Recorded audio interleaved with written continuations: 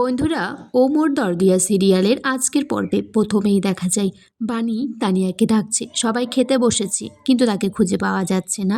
অনিরুদ্ধ তারপর বলছে, চুপ করো, একটা বেড়াল ঢুকেছে আমাদের বাড়িতে।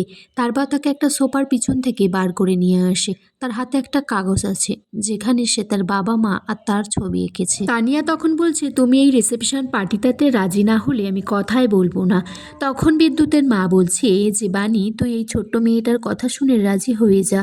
তোদের তো বিয়ে হয়ে গেছে, এখন একটু অনুষ্ঠান করে সবাইকে জানিয়ে বিয়েটা কর না হয় আর একবার। এদিকে মৌলি জানতে পেরে যায় বানি আর অনিরুদ্ধর রিসেপশন পার্টি হবে।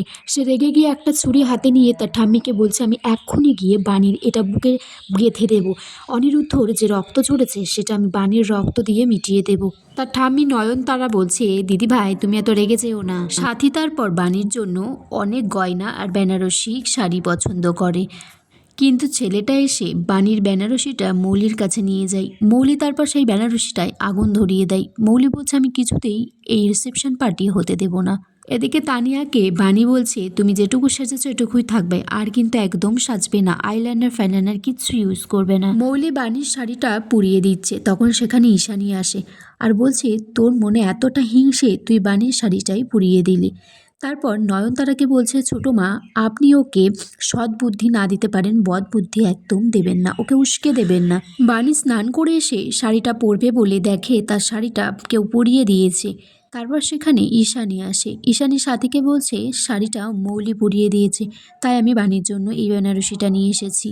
সাথী তখন ঈশানীকে বলছে, আমি জানি তুমি বাণীকে ক্ষমা করে দিয়েছো। ঈশানী বলছে, না, আমি বাণীকে ক্ষমাও করিনি, আর তোমার ছেলে রিসেপশন পার্টিতেও আমি আসিনি, আমি খালি শাড়িটা দিতে এসেছি, মৌলির শাড়িটা পুড়িয়ে দিয়েছে তাই।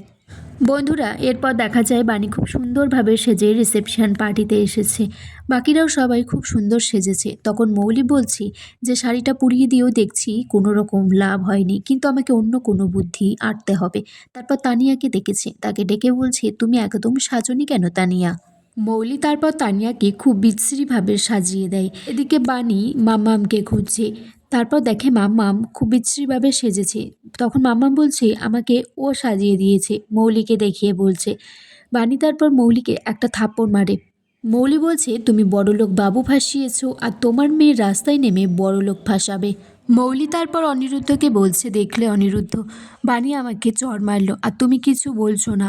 অনিরুদ্ধ তখন বলছে, মৌলি, বাণী ঠিকই করেছে, আমি বাণীর পক্ষে। আর এখানেই আজকের পর্ব শেষ হয়ে যায় বন্ধুরা।